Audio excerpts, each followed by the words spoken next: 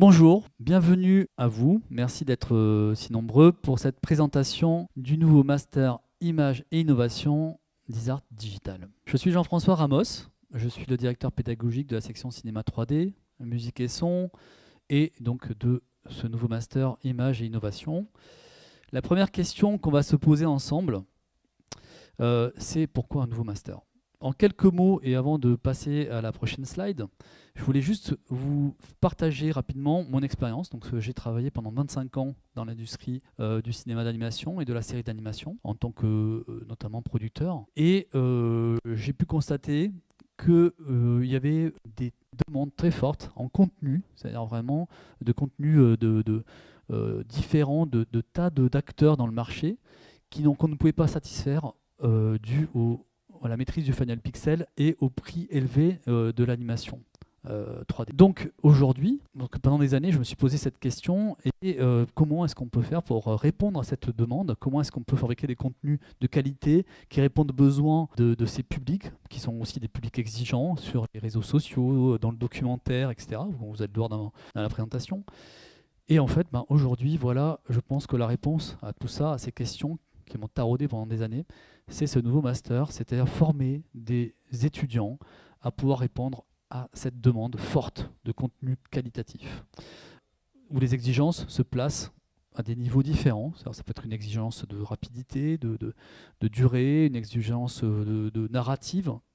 Donc voilà, je vais donc commencer. On va un peu rentrer maintenant dans le détail de la présentation. Pourquoi donc, comme je vous l'ai dit, Isart Digital lance ce nouvel master, car le marché évolue. Donc d'accord, donc on l'aura bien compris, aujourd'hui les moyens de diffusion sont devenus très différents. C'est-à-dire qu'on ne regarde plus que la télé, on va aussi prendre de l'information sur les réseaux, sur TikTok, on va aller sur YouTube, on va faire des expériences immersives quand on va au musée, voilà. Donc aujourd'hui cette diversité de contenu, elle est juste énorme et elle est là. En parallèle de ça, on a des outils qui sont de plus en plus accessibles et de plus en plus nombreux. Si je dois juste citer un outil, les IA génératifs, je pense qui n'en a pas entendu parler aujourd'hui et qui ne sait pas que c'est en train de révolutionner le monde de l'image. Sachez quand même que dans notre master, l'IA viendra compléter une panoplie d'outils. Donc ce n'est pas un focus, ce n'est pas un master sur les IA.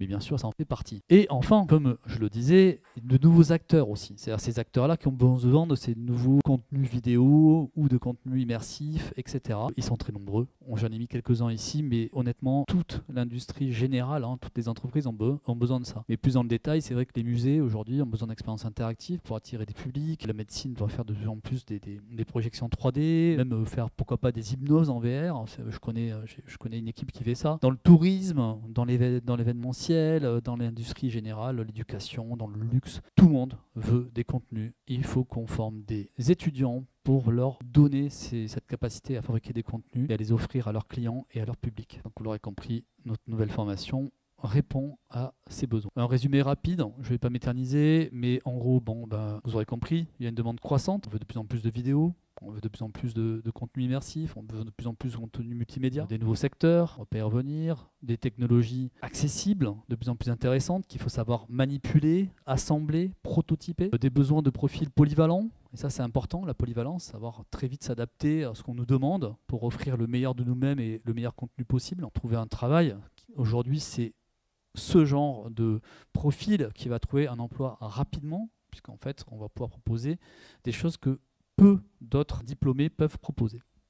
Et enfin voilà, on devient compétitif sur le marché de l'emploi. On a préparé ce schéma pour essayer d'être le plus synthétique possible pour bien que vous compreniez où et comment on va faire pour former les futurs étudiants à l'innovation. Donc ce que j'ai mis en haut, c'est un nuage d'outils. Ils ne sont pas du tout exhaustifs, mais voilà, on a aujourd'hui la photogrammétrie qui fonctionne très bien, le temps réel, qui est là depuis des années, mais qui maintenant devient de plus en plus utilisé parce que ça permet de simplifier certains process, notamment. La VR, l'AR, c'est-à-dire tout ce qui est technologie immersive. Les IA génératives, qui n'a pas entendu parler des IA génératives, elles sont partout, on a tous les jours des nouvelles qui apparaissent, tous les jours des nouvelles interfaces, des nouveaux usages, la capture volumétrique, etc. Tout ça, en fait, on va l'apprendre, on va avoir des cours sur ces outils-là, mais en créant un état d'esprit innovant.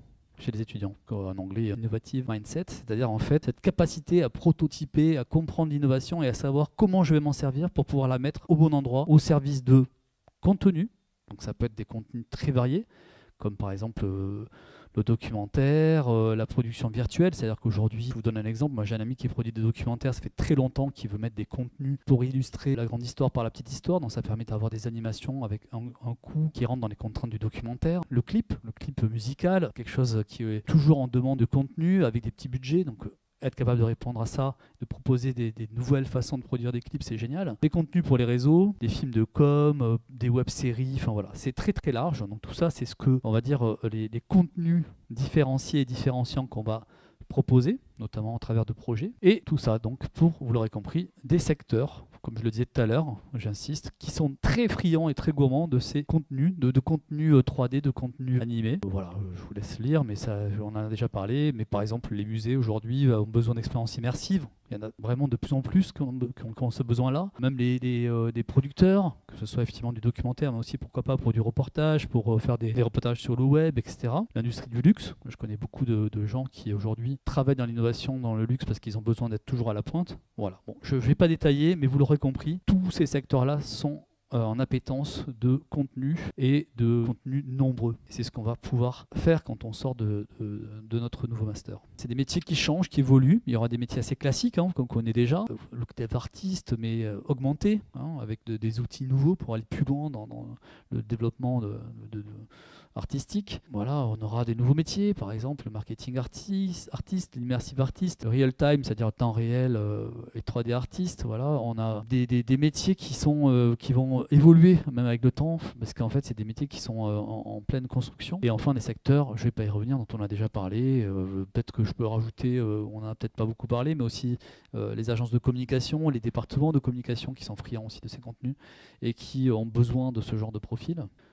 Alors, le cursus, c'est donc un master qui vient après 3 ans d'études en bachelor, donc un bac plus 3, c'est le minimum qui est requis. Par contre, on cherche des profils assez larges, ça peut être vraiment d'écoles de graphisme, d'animation, mais aussi pourquoi pas des beaux-arts, ou de création numérique, etc.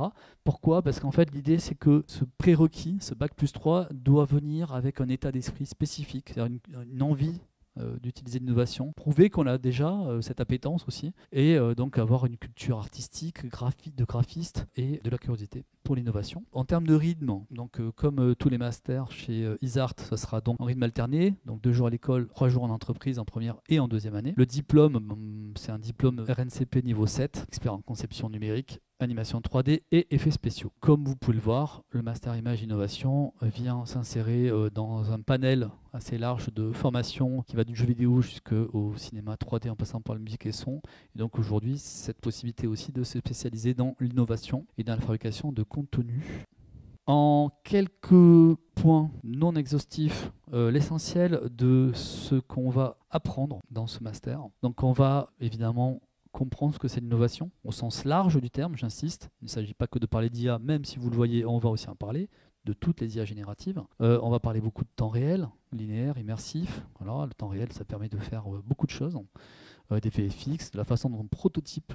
C'est-à-dire comment est-ce que je réfléchis à prototyper quelque chose avant de l'industrialiser, avant de l'offrir ensuite à un client ou dans son service. Prévisualiser son travail, voilà, on a de plus en plus d'outils qui permettent de le faire, même en immersion, en VR, c'est assez incroyable. Aujourd'hui, on peut s'immerger en VR et voir ce qu'on fait pour essayer de voir si tout fonctionne. Donc c'est quand même, pour prévisualiser son travail, c'est quand même assez incroyable. Tous les outils innovants, il y en a beaucoup. Le face replacement, par exemple, assez connu, qui permet de changer le visage, de rajouter des cicatrices virtuelles sur les visages des acteurs. Enfin voilà, la mocap, la motion capture, voilà.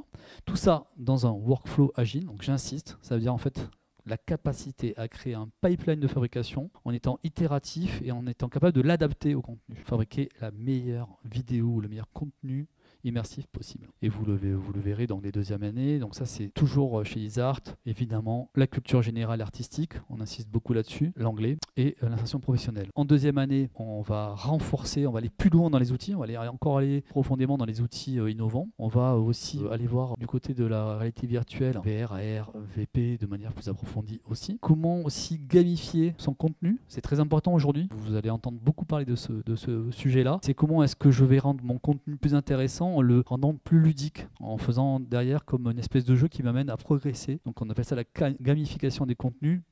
Tout le monde est friand de ça. Les méthodes procédurales et volumétriques, c'est un peu plus abstrait, mais c'est une nouvelle façon de penser la fabrication de son workflow.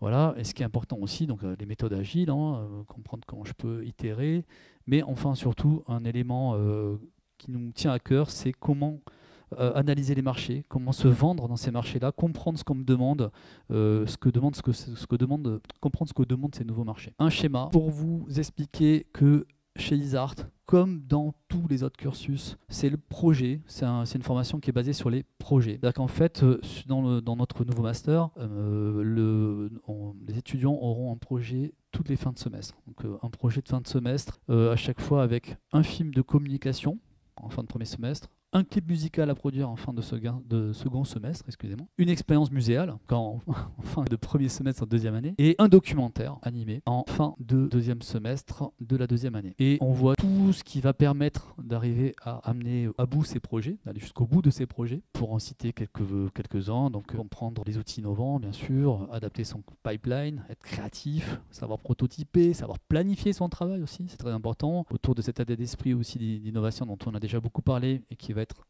au cœur de la formation. Gérer la gestion du changement, savoir communiquer, savoir vendre son projet. Tous ces éléments qui feront de nos étudiants des diplômés qui accéderont rapidement au marché de l'emploi. Pour les admissions, ce qui est important de savoir, c'est qu'il faut amener un CV, une lettre de motivation et un portfolio. Je ne vais pas rentrer en détail. Vous pourrez trouver tous ces détails dans le guide des admissions. Vous voyez que l'entretien compte pour 60% et que le matériel pour 40%. Dans les détails, donc allez sur le site d'Isart, isart.fr, et télécharger le guide d'admission pour avoir les dates, les process plus en détail pour accéder aux admissions. En tout cas, sachez que j'ai hâte de vous recevoir en entretien et j'ai hâte aussi de démarrer une prochaine année avec vous. Merci pour votre attention. Merci d'être venus nombreux à cette présentation et je vous souhaite une bonne fin de journée. À bientôt.